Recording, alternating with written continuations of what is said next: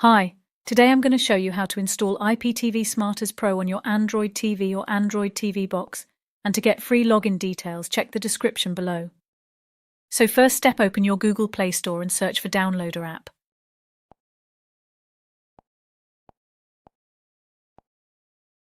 Click Install, wait few seconds and open it after finished.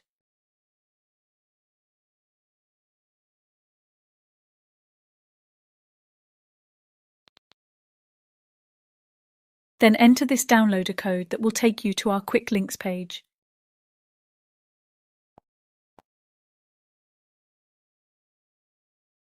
Here, head to the IPTV Smarters Pro Android option and click on it. And the downloading will start.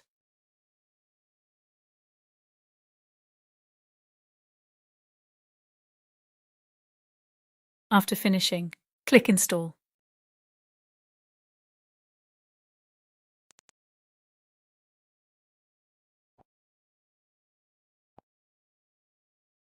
Open it now and choose TV option.